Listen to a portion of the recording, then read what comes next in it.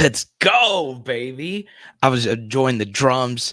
I'm so fired up. Our first ever live stream edition of the Football Card Quest podcast. His name is Andy. My name is Carter. And a little bit later, I have some awesome news to share with you about the NFL playoffs and a few plays. We're going to talk about Trevor Lawrence versus Joe Burrow. You found a very interesting trend, Andy, as far as their optic hollows. We'll get to that a little bit later. But welcome in, Andy. First time live. Let's go, baby.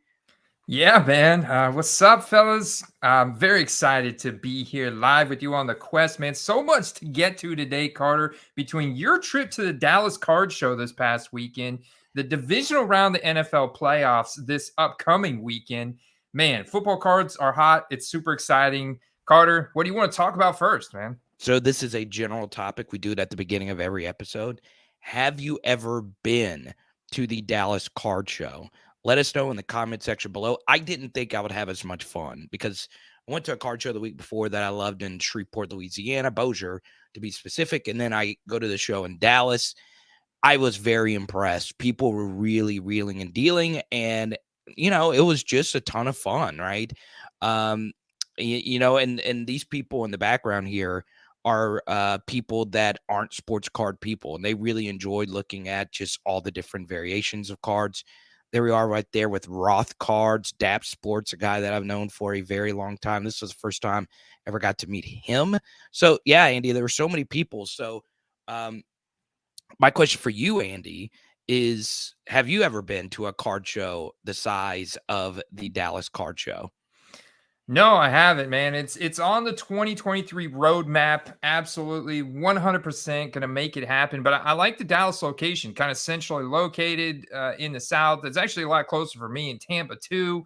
And maybe it's a large, it sounds like a large card show, but it's not something so massive and so grandiose like the National in Chicago that it sounds like a kind of a very good compromise or a good in-between show that a lot of negotiation, a lot of deals are had, man. And you're in Right. Dallas Cowboys country, which, a little sore for me after Yeah. being last night. And I'm a Tampa Bay Bucks fan, but, my expectations were low in that game last night, so got to give it hats off to Dallas. I think Dak's card should be going up, but this ultimately, in Dallas Cowboys winning, making it to the divisional round, that's got to be good.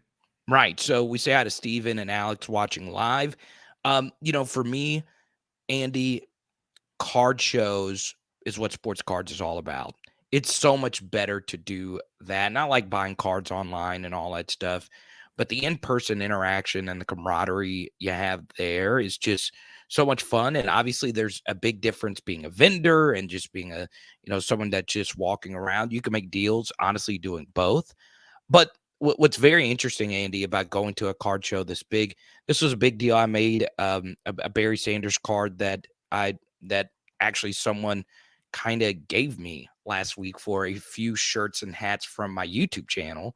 And I decided to move this Barry Sanders card right here to move into this card that you helped me out a lot with. It was a very last deal I think anyone made at the show on Sunday afternoon. This Peyton Manning, John Elway dual autograph card, both game worn patches, both worn by them in games, 05 Upper Deck. And I used the money from that card and a few other Nick Bosa sales, and it paid for this piece of history right here. So, for me, Andy, I love going to card shows because something you could do is you could see a card that is in a different case and then move some product to someone else and use that money to buy that card. That's something you can't really do online. And it's a huge difference maker for me whenever you actually go to these shows. Make that cash transaction, baby, right there, done. Change of hands, and you don't have to worry about the whole shipping and delivery process, which definitely could add some wrinkles into it. And then it's also, based on the in-person honor system, right? You're getting to physically inspect that card top to bottom, so there's no, oh, I didn't see an imperfection in the card that I didn't know was there, and it wasn't in the description, and this and that. So I find it fascinating. I can't wait to get out to one. Definitely on my 2023 roadmap, and I may be looking for some coach's ticket because I found some interesting sales volume on one coach's ticket from Kyle Shanahan. Man, a couple of those have been selling over the weekend. And Kyle's the best coach in the sport. We can have a debate all we want. He's the best coach. And I know a lot of people are going to disagree with me on that. And that was probably my favorite interaction all week. This guy was really cool, Mojo. I mean, everyone knows who this is if you are a diehard sports card vlog guy. But if you aren't, this man hustles. Like, I've never seen it. This was him, like, shipping out whatnot orders from the show.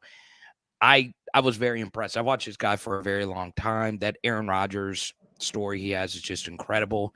And our goal is to get someone like him on the show pretty soon. We've had some great guests previously. So, yeah, it was cool, getting to meet these people, interact with them.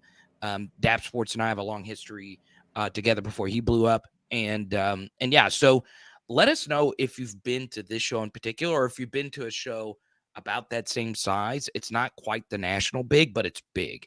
Like, it's hard to go to every showcase at this show, and it's a 3-day, affair. So really, really enjoyed myself this weekend. And hey, we got to get you to a show.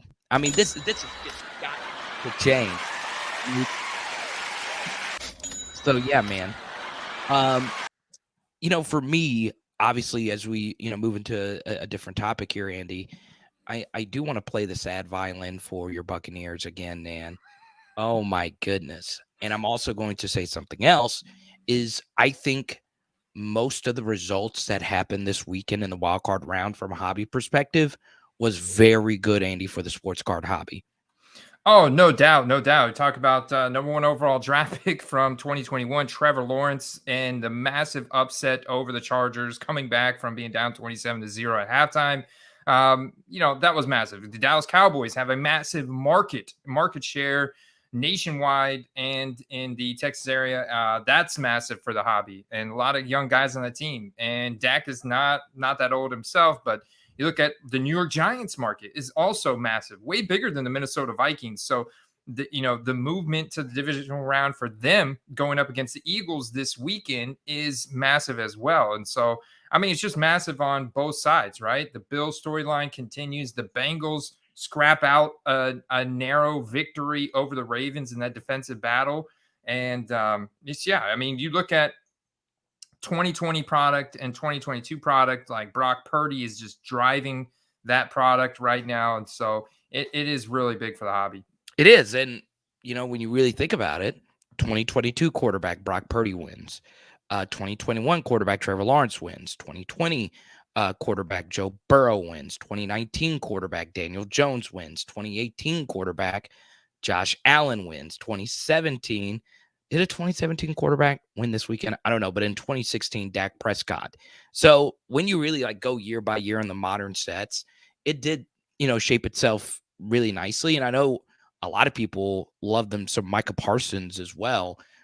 He also wins, and I think he can be a potential pioneer for defensive cards. So yeah, and I think when I look at the weekend results, me being a big Justin Jefferson fan, I was obviously really sad about that, but still, it was pretty wild. So while we shared that stat right there about the quarterbacks, Andy, outside of the quarterbacks, did anything really stick out to you from this weekend as we look as we look into the next weekend divisional round games? Sure. Well, it's definitely started off like as I'm seeing these quarterbacks go off, so prime example was Saturday, as Brock Purdy and the 49ers clinched that game. I'm also seeing people reach and impulsively spend a lot of money on guys like Deebo Samuel and Christian McCaffrey. His prices are now back up as well. And so that's just one example. Like last night, I was doing some digging on CeeDee Lamb, and I was actually really surprised by how expensive his autograph stuff is getting, like his rookie ticket auto stuff. And you can go and compare that to even guys from the 2019 class like Debo and DK Metcalf, and you'll be impressed by what you find there. And so it just goes to show you the like the age of the player and the market size and kind of the current team situation and their standing, and how favorable people see them on and off the field, will really have a big impact on their prices. And, of course, if you're hunting base cards, like their base cards are still very inexpensive. And a lot of people are just going to go straight to the PSA 10. But when it comes to skill position players, a lot more people are gravitating towards their rookie ticket autos or their flawless autos, their immaculate autos, something that has a little bit more scarcity, that has an autograph, maybe a patch, but definitely typically has a serial number. And I think ultimately what you're finding is like there's a price sweet spot, right? There's a price sweet spot. And a lot of times for a quarterback, that's a $2,000-$3,000 card when you're talking about a rookie ticket auto for Burrow or Herbert or even Jalen Hurts. He's in that four-figure range, but you can go to some really elite skill position players and find a card like that for just 100, 200 in that kind of range. And ultimately, when you put that card on your wall, it looks really nice, and it parlays perfectly with what you enjoy about the sport, because we know it's a team sport. It's not just the quarterback, even though they're the face of the franchise. These skill position guys are just as important as those quarterbacks. Now, this is our first ever live edition of the podcast. So far, no disasters. But speaking of live, Andy, let's talk about Card Shop Live, baby. Let's go. Yeah, man. They are the ultimate live streaming shopping experience, guys. Definitely want to check them out. They were co-founded by Sports Card Nonsense and Geo's Cards. They do live breaks. They do live singles auctions and original hobby content. And the sellers and content creators on there are highly, highly vetted. They also have a process at when you win a break and you win cards from the break, you can actually choose with just a matter of one click at your checkout to add them to a group submission to go to PSA instead of coming back to you. So you have that option as well. I mean, they're doing so many cool things within the hobby. We have a link in the description below to sign up, and you actually get entered into a giveaway to win a 2022 Donruss Hobby Box. So definitely check that out and take advantage of everything the Card Shop Live has to offer right now. Steven's talking about Stephon Diggs. I love me some Stephon Diggs, baby. Get them listed, man. Make sure also, since a potential Bills-Chiefs game is on the radar, make sure you get your Gabe Davis cards listed, right? Because if you had last year, you would be Scrooge McDuck swimming in the coins if you had your Gabe Davis cards listed when that 4-touchdown game occurred. So, I'm pretty freaking excited about these wild card matchups coming up. Now, as we move along, Andy, there were obviously a few things that stood out to you as far as like price to price evaluations. I found what you shared with me yesterday about Trevor Lawrence and Joe Burrow to be unbelievably fascinating. I did not think that their optic hollows would be semi-close because, Joe has accomplished, so much in such a little time as a quarterback. But look, I mean, people are starting to buy into the Trevor hype, even though he started off with 4 picks. Oh, yeah, right. What a story of two halves, like Tale of Two Halves, just Jekyll and Hyde. Just crazy, man, crazy. And what is fascinating is that Trevor Lawrence has about 2,000 more different rookie cards than Joe Burrow. They're both number 1 overall draft picks, just a year apart. And that's just how much Panini grew in terms of the amount of parallels and inserts they manufactured per set just in that 1 year.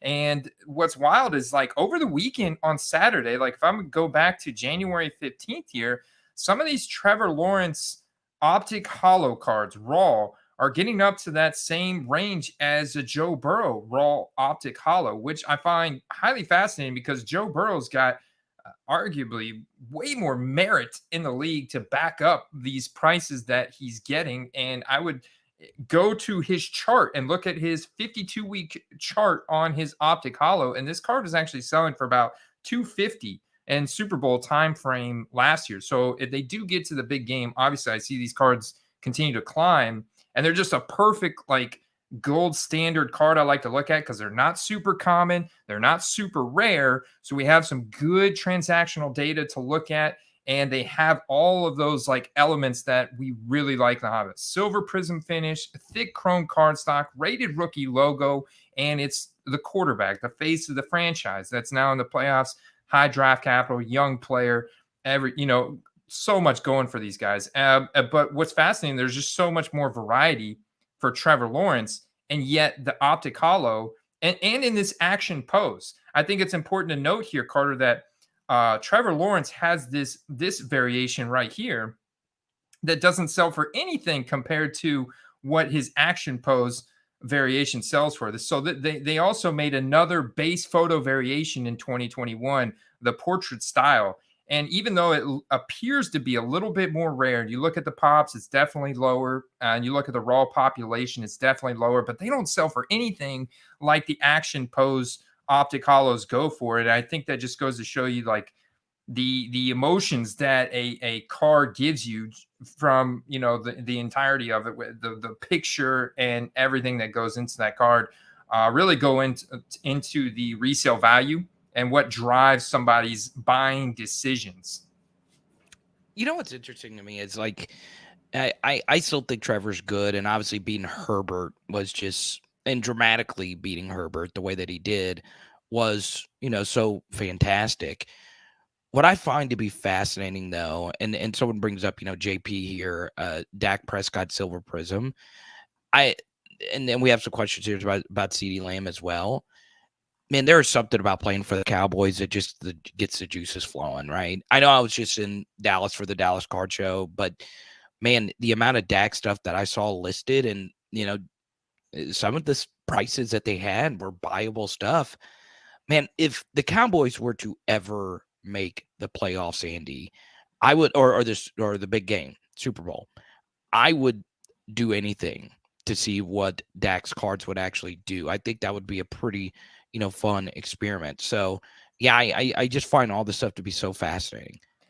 But yeah, so Dak is one of those guys that has a really high gem rate on his base prism that comes silver standard out of the box. And this is the first year that optic was made, so we'd actually look at like the popularity in terms of which cards were sold the most. You could see they're up, like his prism PSA 10's up 20%, base optic up 20%.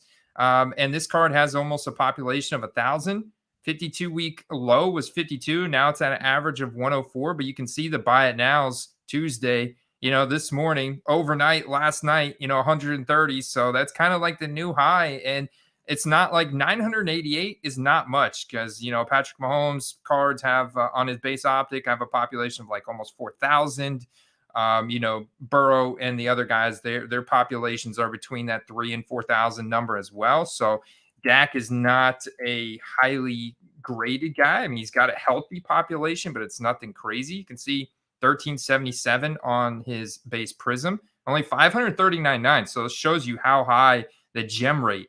Your chances of getting a PSA 10 on his base prism from 2016 is what I mean. It's about over 75%. About if you would do that math, So and that card's definitely gone up. Like someone got him a deal at 250 today compared to one that sold overnight 104 a.m. I'm seeing some really high sold data going off like in the wee hours of the night, Carter, wee hours of the night. And this is why it's so important to have those buy it nows ready to go, especially around game time right now in the playoffs. Because look at 350, 358 compared to just earlier that night, like 269. They're basically selling out. But look at that auction that ended 11:45 when the game ended 3:55.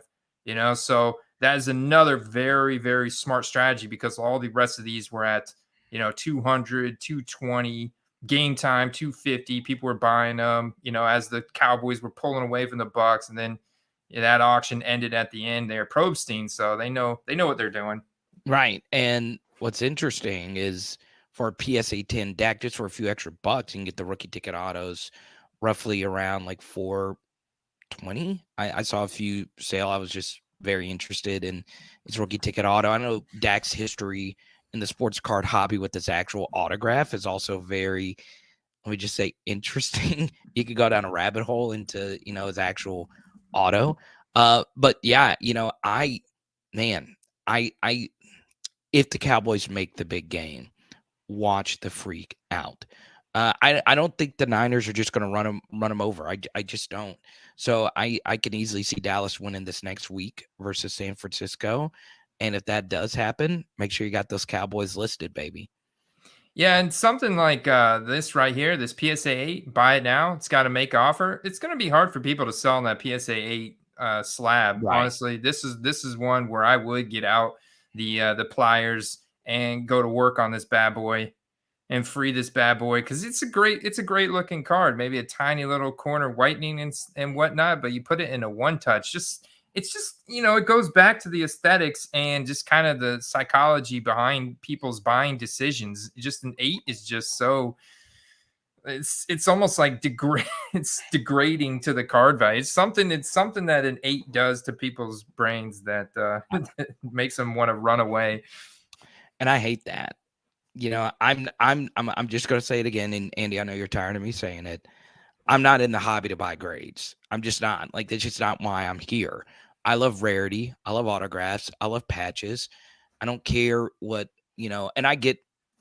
I don't mind getting cards graded or whatever. It's just I'm not in it to worry about what someone subjectively thinks about a card a million miles away from me, right? So, I think there's value in looking at like PSA 8, PSA 9s and cracking it, like you said, and just putting it in a one touch, man. I love the personally, I like the way cards look in one touches anyway. And there's a lot of people, Andy, that have kind of started feeling that way. Yeah, when it's an egregious difference, because you got to think when a card gets so rare, it's more important to get that card itself at the right price point than it is to have it in that nice grade. Because when a card becomes so rare, I mean, people are chasing that card. Period. It doesn't matter, and so that 8 just totally takes a lot away from it, and you gotta jailbreak that bad boy. I know, let it Unfortunately. go. Got to get it out. Let's go. So before we get into play of the week and hobby tip of the week, Andy, is there any bit of wisdom you would share with our live listening audience right now, as far as over the next few weeks, what they should do with their cards and if potentially they should avoid buying cards? Because if you impulse buy, these prices could swell, right? Especially if you are one of those people that are buying Brock Purdy cards right now. Oh, yeah, no doubt. I've seen the base mosaic for Brock Purdy go up from on average about 45, I'd say 35 to $50 last week, depending on format and all that, to now about $80 for a base mosaic Brock Purdy. That's, still four times. I've got a base mosaic Joe Burrow listed on eBay right now for $20, and it's not selling. It's just not selling. That's just a card that's so common for 2020 guys and even 2021 guys. Like, go look at the Trevor Lawrence 2021 mosaic. So if you pull the mosaic Brock Purdy, regardless if you think he's going to be a Tom Brady in the league for many years to come, I would still go ahead and sell that now in the playoffs. I would anticipate, right? I would anticipate that they probably beat the Cowboys. I mean, they're on paper, they're favorites. That's something you've got to, come to terms with. Do you want to try and gamble and say, hey, they're going to make it to the championship round? Or do you want to go ahead and liquidate and take an instant, like a 100% guaranteed, realize your equity in that card, right? Or do you want to gamble and something happens or they lose and the values drop because based on risk comes out in just a couple weeks? So take those factors into consideration. Then also ask yourself, how much of my bankroll is this one card occupying?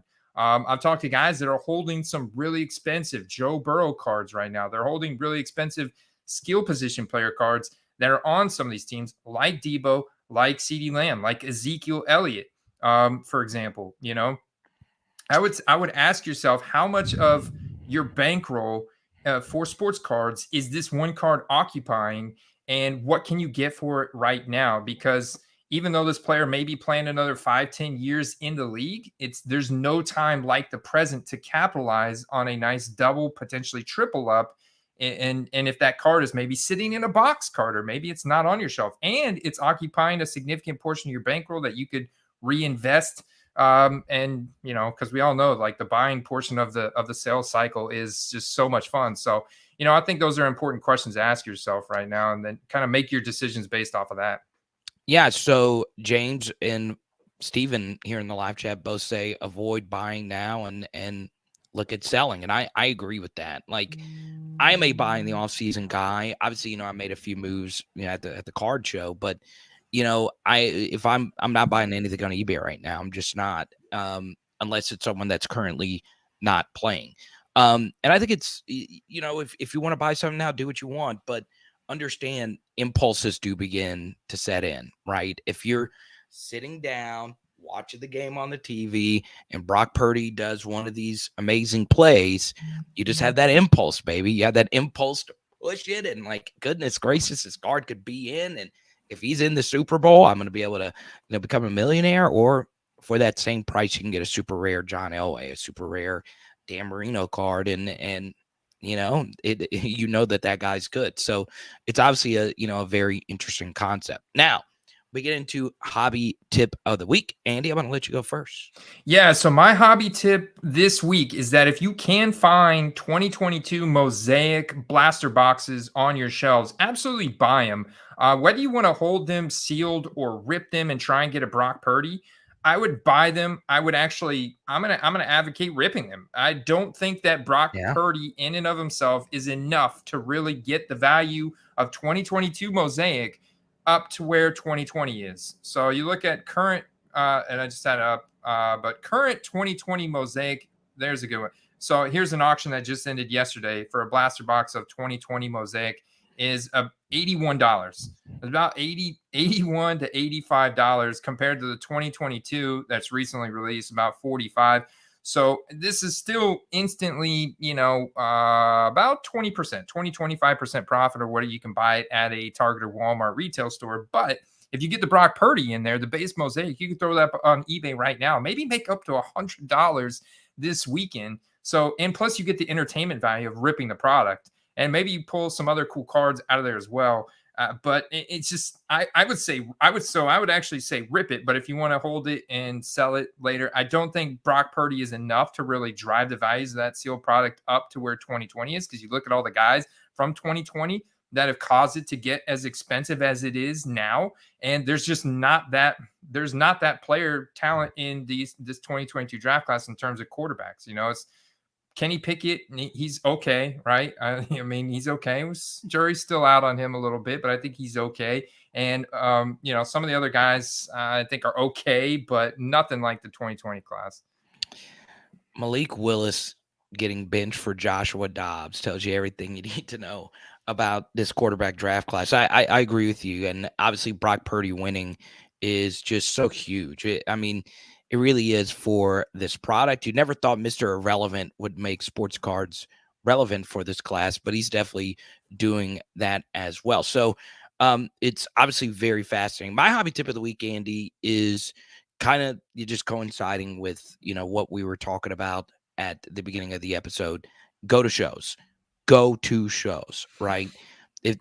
Don't get shied away if there is a cover charge at a show. Pay it, go. Right? You never know who's buying. You never know who's selling.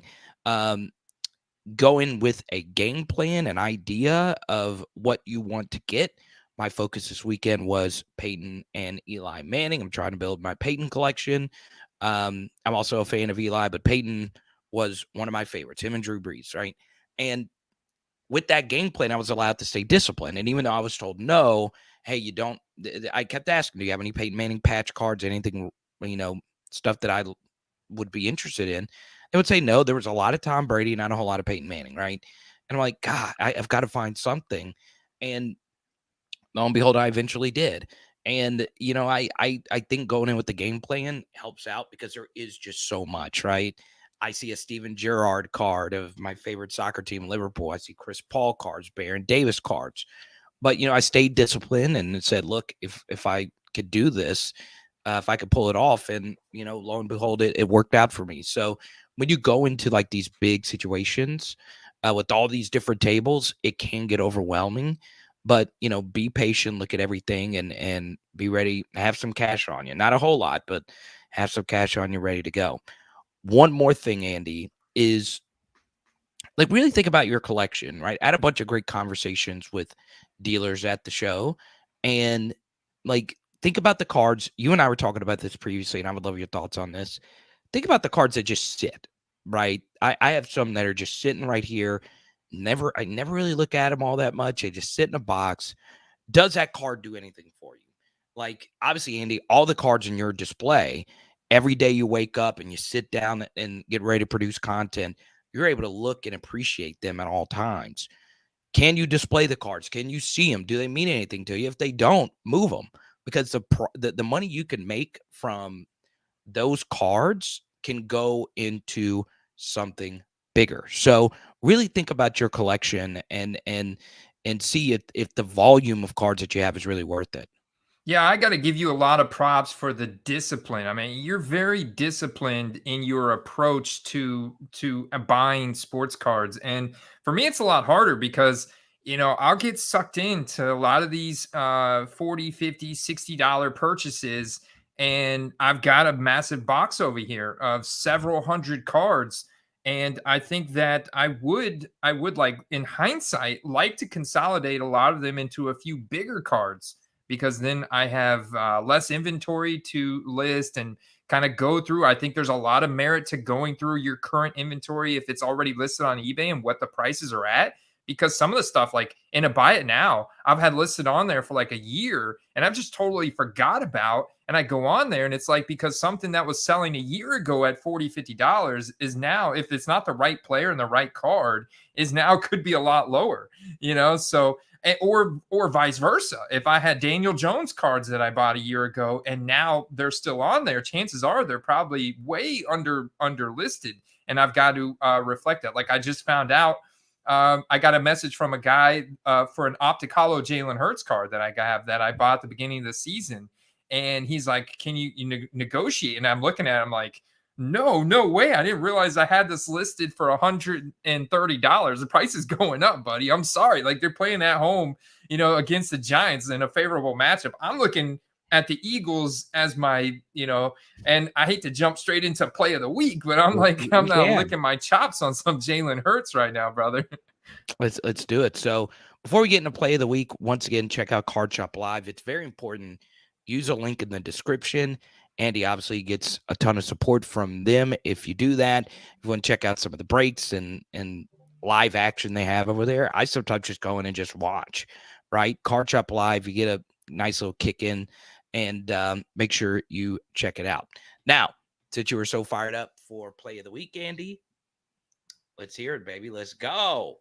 Yeah, so I mean, my prediction at this point is for Philadelphia to make the playoffs. Of course, they can be upset. They may be a little rusty still. If you go like full recency bias, I mean, they were definitely rusty in Week 18 after Jalen Hurts missed those 2 prior games with the shoulder injury. But I have got to think now, like a month removed, they should be ready to go at home.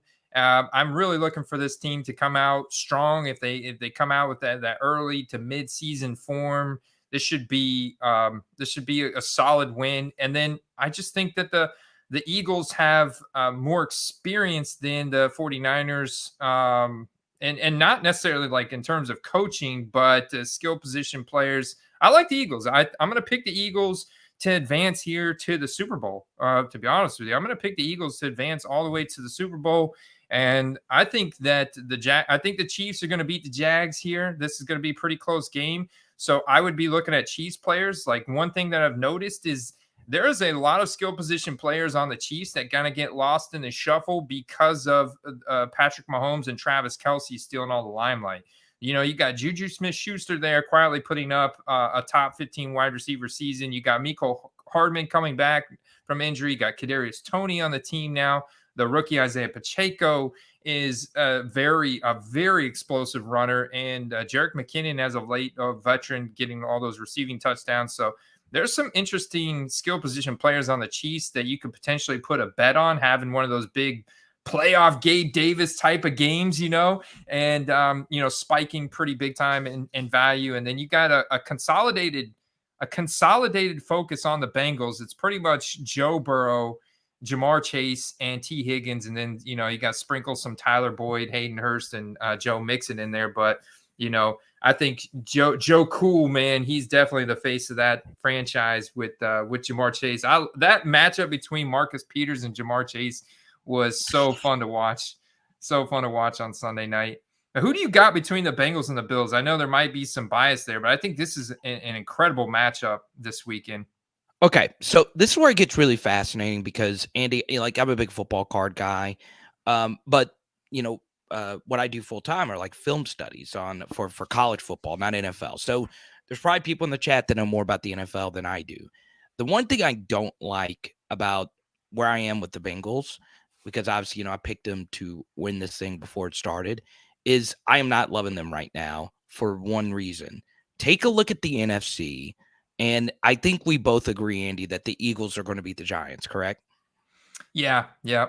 And I think San Francisco and Dallas is going to be close, okay?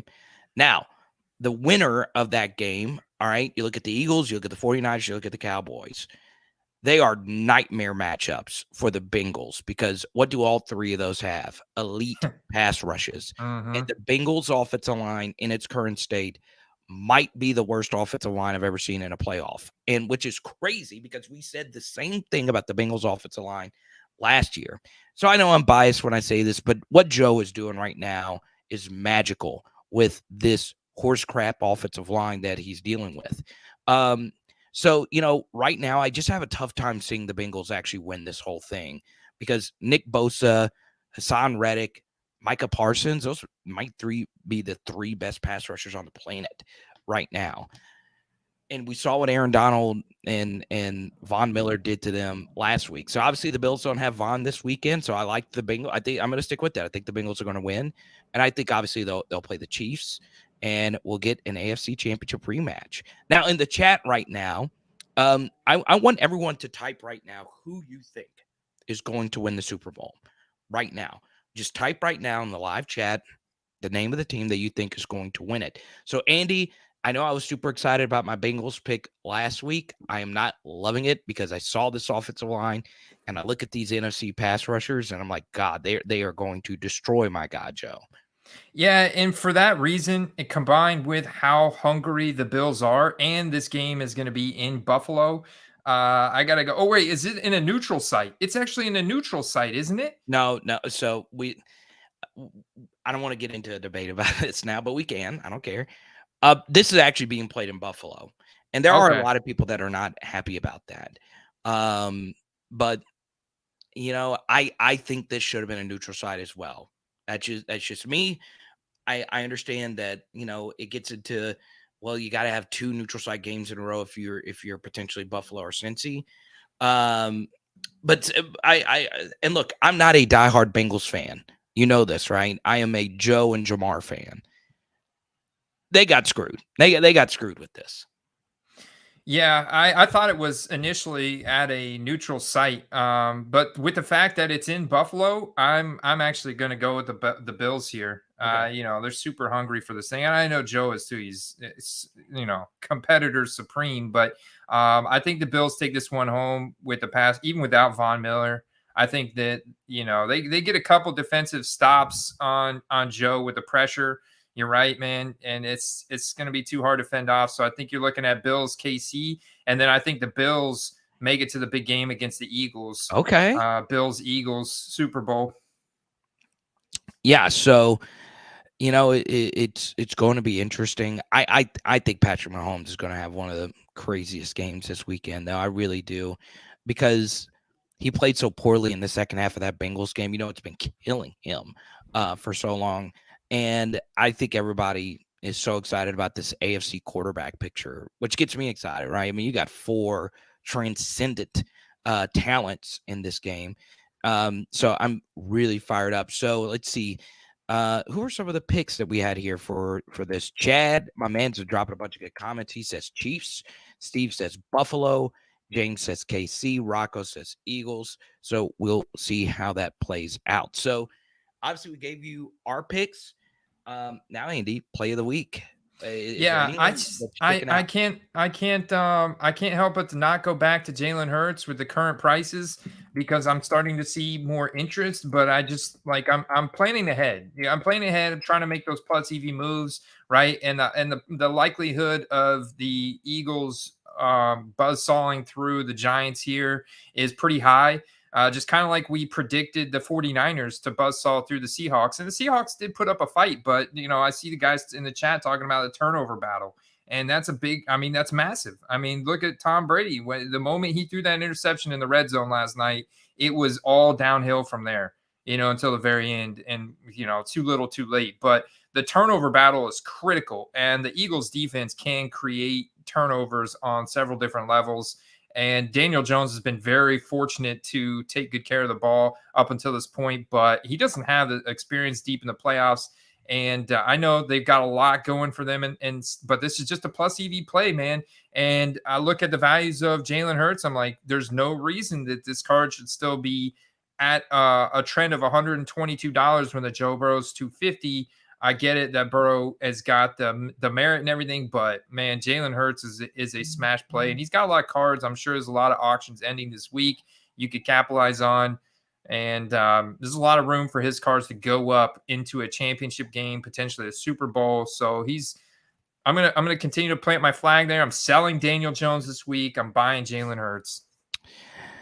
So I actually had a conversation. I don't remember who it was with a dealer influencer. He asked me about the CardQuest podcast. So I was bringing up, how big I was into the data and all that stuff. And I was telling him about you and Jalen Hurts. You have made so much money on Jalen Hurts cards. And it's still crazy to me that this guy is not only going to have one, he's going to have 2 Super Bowl windows here. I think the Eagles are going to be very good next year, as well, with how much talent that they have and, the draft capital and all that good stuff. I love me some Jalen Hurts. I mean, just by the eye test, I know he was horrible in the playoffs last year. This guy's a completely different animal now. And the Eagles are just so talented, right? Offensive line, they have it all. I just think he's safe. All right. I mean, look, $66 for, an Opticalo or $55 for that. And that's cheap. For me, that's cheap for a player of his caliber. So yeah, I mean, I agree. I do love me some Jalen Hurts.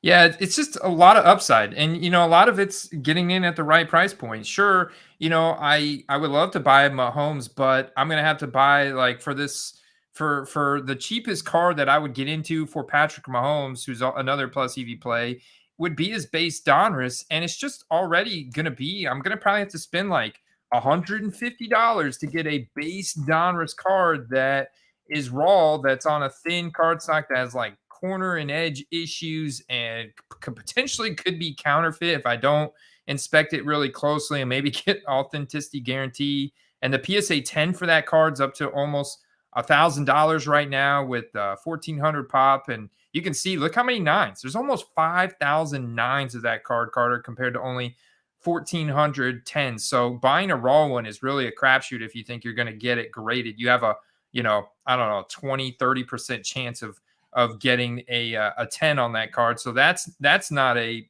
really a game that I want to play. And then, there's a lot more of that going on with Josh Allen lately now as well. So I'm really looking at the guy that can present me with the most upside that also is going to be a franchise quarterback for his team in the years to come. And I think Jalen Hurts has absolutely proved that this year because he not only was extremely efficient with his legs, but he was also a top 5 quarterback in passes over 10 yards downfield. And so I look at that and I'm like, yeah, I want to stack Jalen Hurts with Devonta Smith and AJ Brown, maybe some Dallas Goedert if the card and the price is right, and let's roll, So, I gave you a play a few weeks ago, Devonta Smith. If you have him loaded up, this guy is an animal. And this comes from an LSU fan. I don't think he's transcendent. I don't think he'll ever be like a top 10 receiver in this league. But, with the way he's played over this past year, he's closed the gap with some of these other receivers he was with, coming out, right? Like I don't think he's Waddle good. I don't think he's Chase good, but he's obviously very good, right? And this guy's an animal in the biggest games. The Slim Reaper, they call him that for a reason. Have him listed. I could see him having a huge, huge game. This guy is a dog, man. So make sure you check it out. Now, my play of the week, I don't remember who mentioned it in the chat, but I'm going to go with Jordan Love here. Okay. We saw a small sample size of him, in relief versus the Eagles, ironically, earlier this year. It looked good. Like it was a very small sample size. It looked good, right? If Aaron Rodgers retires, watch TF out.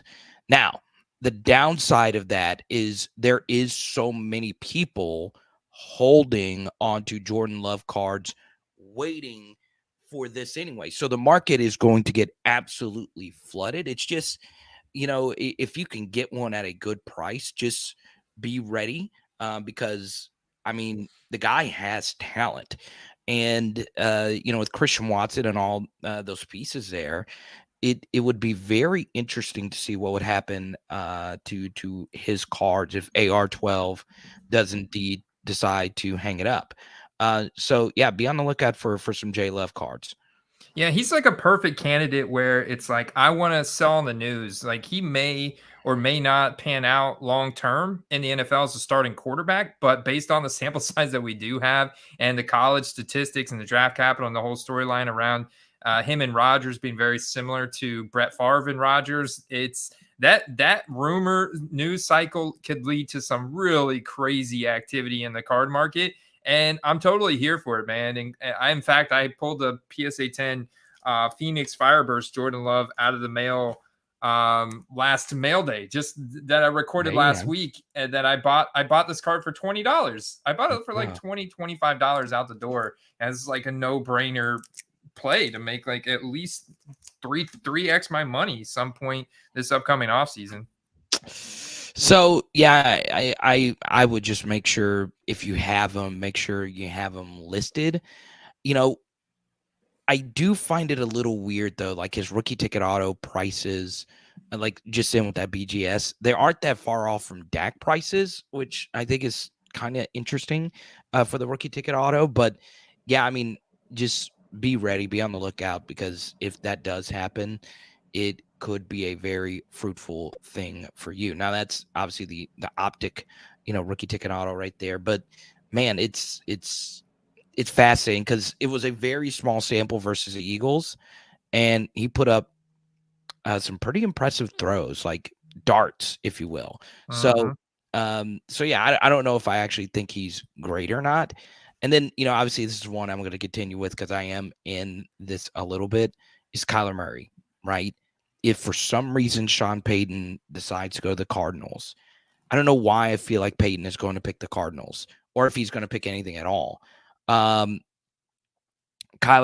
will shoot up. And I saw some rookie autos this weekend of Kyler Murray for $150, numbered rookie autos. And I was like, you know what, this would be a fun speculative play for multiple reasons. But I know Kyler's not loved by everybody. I know he could be seen as kind of a diva, but I do think he's one of these boom guys, because we saw last year at the first part of the season, first 6 games, he was the favorite to win the MVP. He was playing that well. So with some better coaching, I think he can still be a very nice quarterback in the NFL. Yeah, what's interesting, Carter, he's one of those guys that I would say just makes a great stash, very plus EV play right there, in terms of expected value based on the explosive athleticism. Look at that, dude. Someone at 3:23 a.m. You just never know when they got to have it, man. Bought this PSA 10 base prism for 175. Clearly at 3:30 a.m., not doing any type of comping process research at all to see if he's getting a good deal. He's basically finding the listing and saying, oh yeah, PSA 10's good, Prism's good. It's his Kyler Murray rookie card, 175. I'll buy it. I'm good for it, right? It's like, so it can't hurt. Like, if you're buying the Kyler right now and you're being patient and you're sniping that in an auction for like $50 or $40 or $30 in auction back on Christmas Eve, right? Who was auction hunting for Kyler Murray on Christmas Eve? Let's go. Nobody. And that's why they went for $33 and $30. You never know when some of these sellers are just going to force auctions to end regardless whether because they're a consignment and they have to, or because they just, want to force a sale and can liquidate and take whatever they can get. So this is definitely things to look out for. Like right now, like if an auction's ending on Kyler Murray during game time this weekend, and you can potentially capitalize big time and just turn around, list that, and buy it now. And hey, Sean Payton or somebody else, I think it all will be. I think it's all kind of positive for Kyler Murray based on the draft capital, the youth. It's just the only thing he doesn't really have going for him, right? Is Arizona is a very small market. So I definitely see that kind of holding him back, but he transcends in a lot of other ways. So I think he can definitely turn heads based on a big news story. So And then back it JP, up with play. look at JP put his comment up right here. He says, I think Lamar is a better investment than Kyler Murray. Man, I'd say they're close. I'll pull them both up. I think that Lamar and Kyler, that's interesting because Lamar's got a lot lower pop in Right. general across the board than Kyler. And they're both highly mobile quarterbacks. Lamar is likely to lock up a new contract with Baltimore, and it was really unfortunate that we didn't get to see him in the playoffs or towards the end of the season. Man, that really hurt his stock. It's kind of holding strong though. If you can see, I think we're kind of at like a floor for his cards. I think that optic is really popular. It'll be interesting. I think you could definitely realize some profit at buying $100 PSA 10 optic. So before we sign off, let us know if you enjoyed the live version of the show. Type Y for yes in the chat if you enjoyed us doing this live, because normally we do it pre-recorded. I'd love to see how people feel about doing. I kind of like this. I kind of like being live. It just makes you I don't know, I feel like we have a little bit more juice and doing it live. I'm like, I wonder if my dog is going to run in here. So I'm enjoying it. Thank you so much, Alex, Victor, JP, everyone. I really appreciate it. Now, I actually wrote this down. We hadn't talked about this guy, and we talked for an hour before we actually started this, but we've not mentioned this guy's name at all. And I do want to end with this, and I really need some help in the comment section on how people should handle Tom Brady. Okay, so I see that big old Marvel slab you have back there on your door. I love the way that looks. It pops. Obviously, Andy, Tom Brady, we don't know what he's going to do. We don't know if he's going to come back to Tampa. We don't know if he's going to retire. How do you feel about Tom Brady in terms of sports cards moving forward?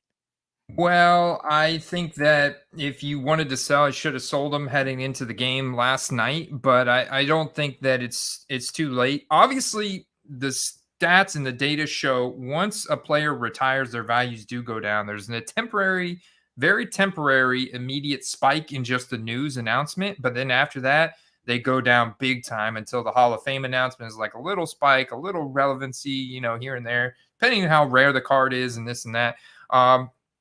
But Tom Brady with only 135 different rookie cards, and obviously his rare cards from any set like the Kabooms and the Marvels and the Downtown stuff like that, they hold good value. But I do think they go down once he retires, just like what happened to Drew Brees a couple years ago. And they go down, man. They go down. So I think right now with the uncertainty on whether or not he's going to come back next year, I don't know that he comes back to the Bucs. I don't know that the Bucs are a good fit for him anymore. I don't think we have an elite enough offensive line to be able to support Tom Brady.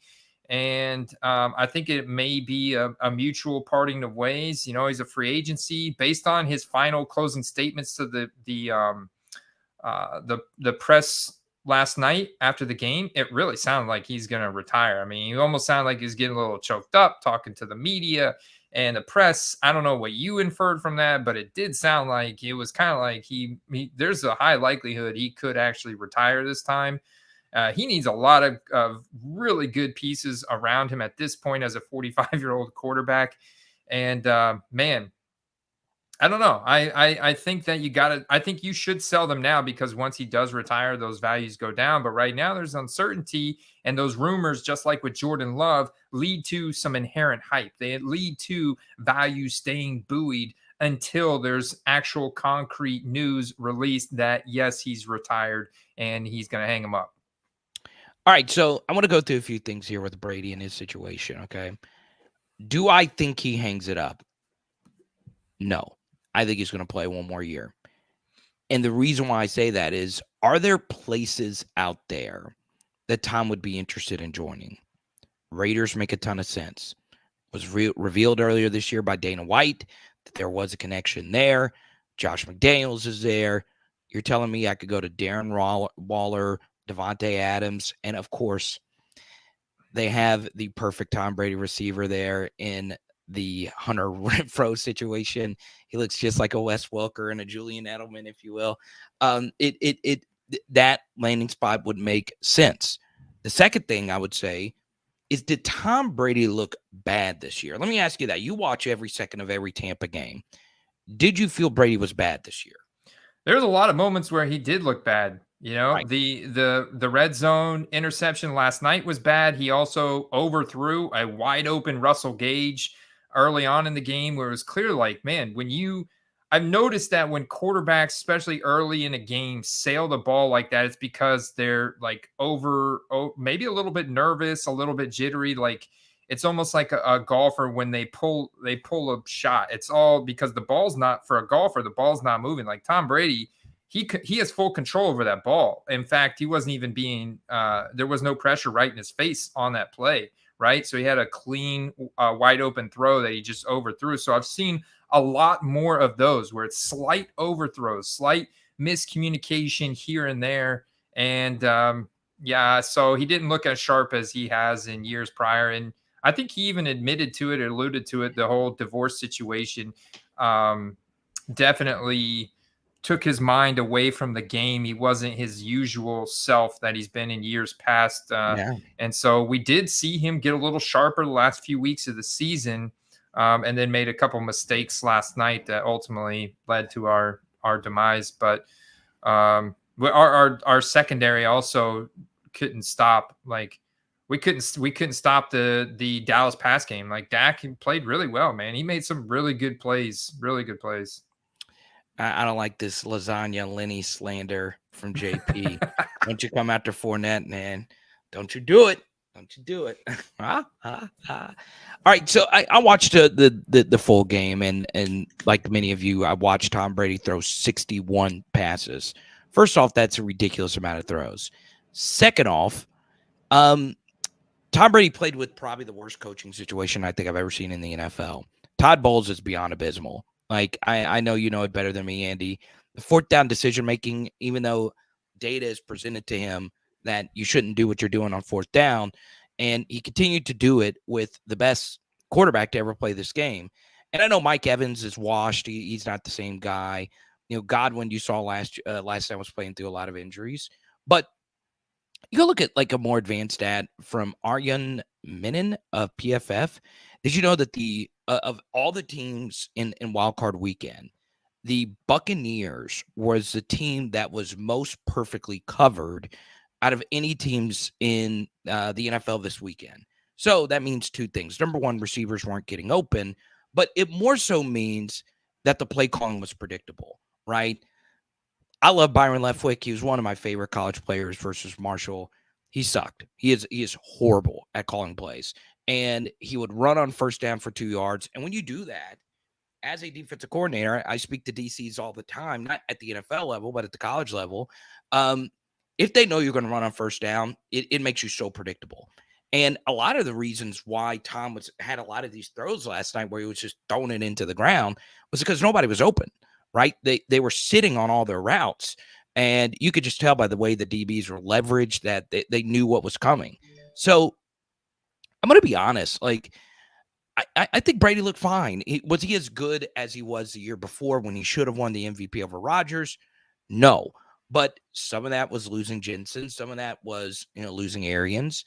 And I think Tom still has juice. I really, really, really do.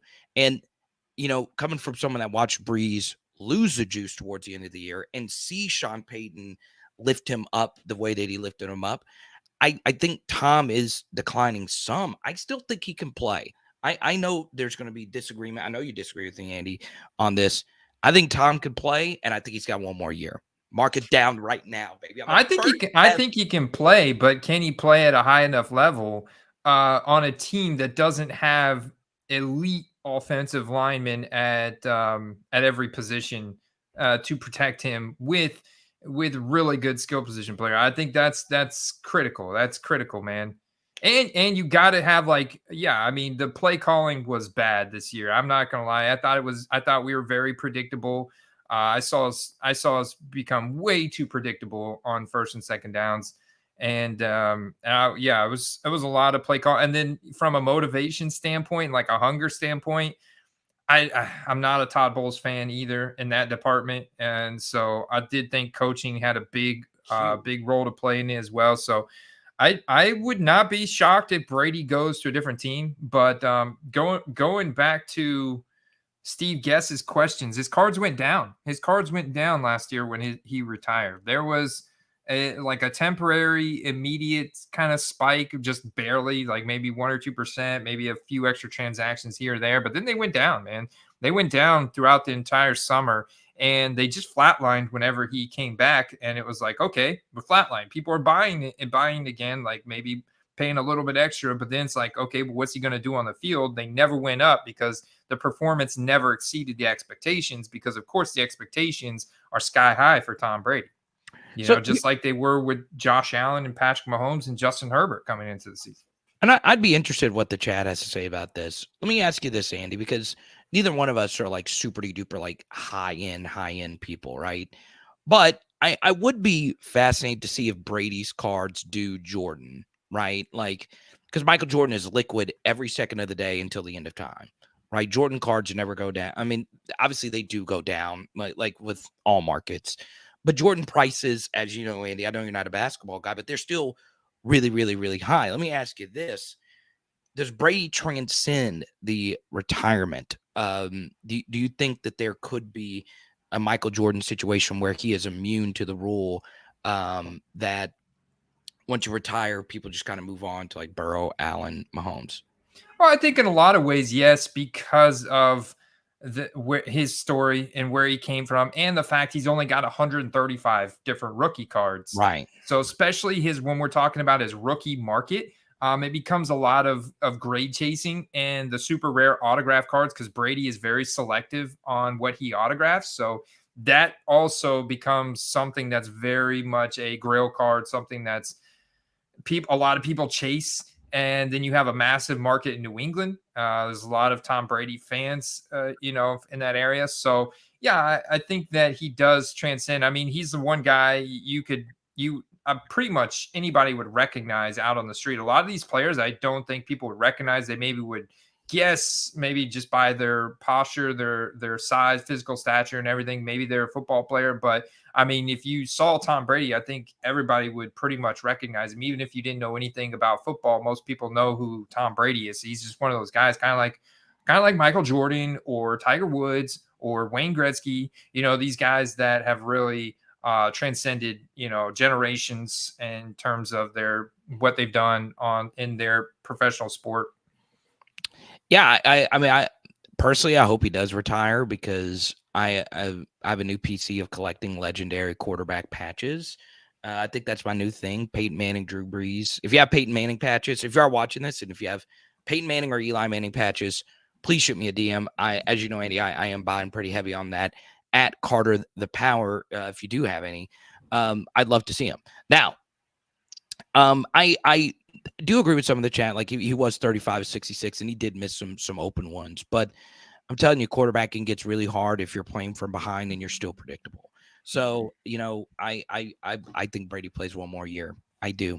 I really, really, really do. Did you see this last night?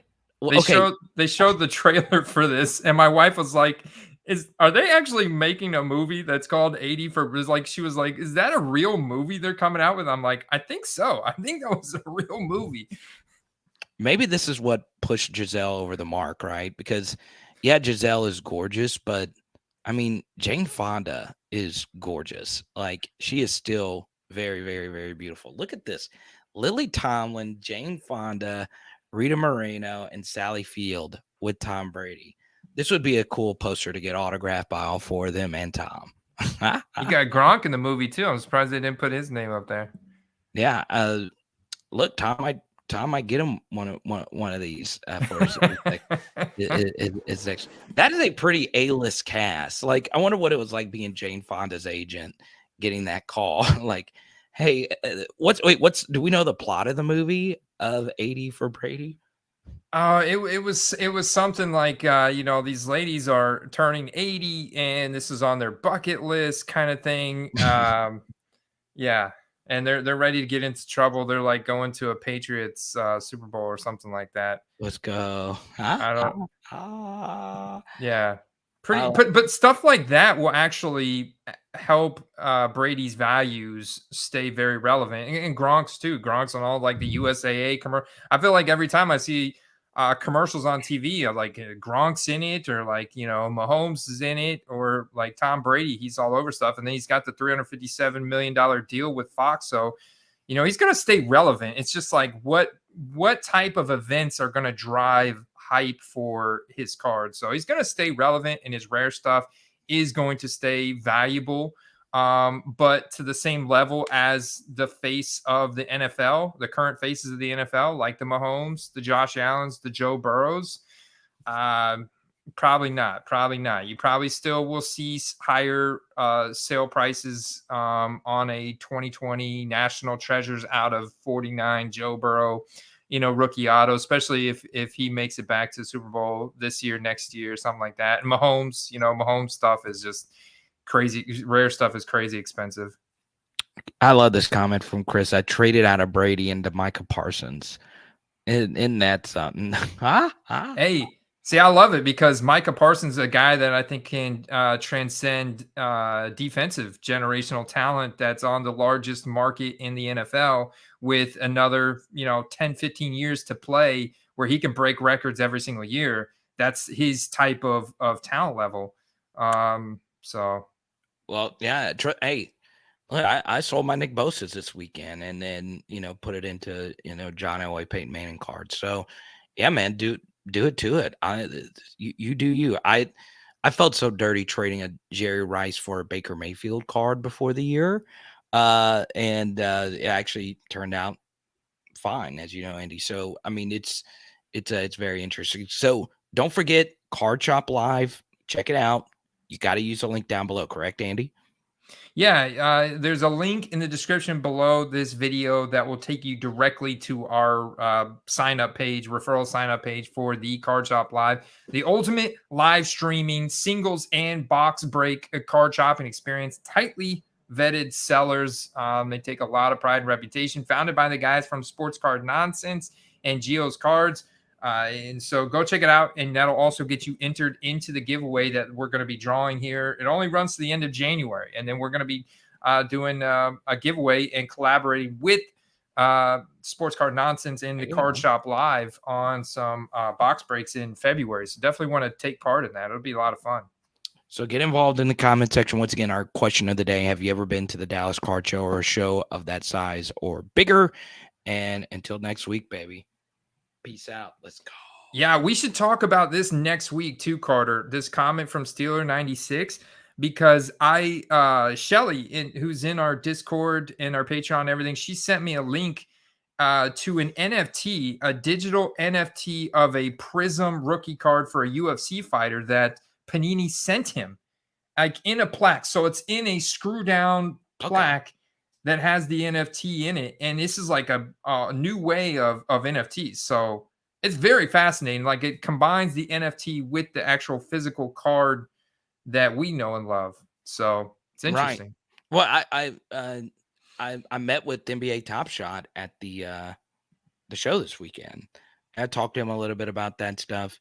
I'm always going to be a physical card over digital, but it is very interesting that there is a middle ground, which is obviously vaulting cards. Now, I don't know if I'm pretty sure you don't vault, correct, Andy? You don't have a PWCC vault or anything like that.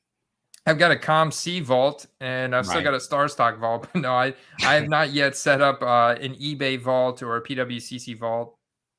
Mm, mm, mm, mm. We'll talk about that next week, man. Until next time, I hope you enjoyed the live. How do you think the first live went, Andy? I thought it went good, man. I thought it went good. It's a little bit different than our typical, but I thought it was fun because we get to actively engage with you guys out there in the community, and so I love that. I love that. Until next week, peace. Peace.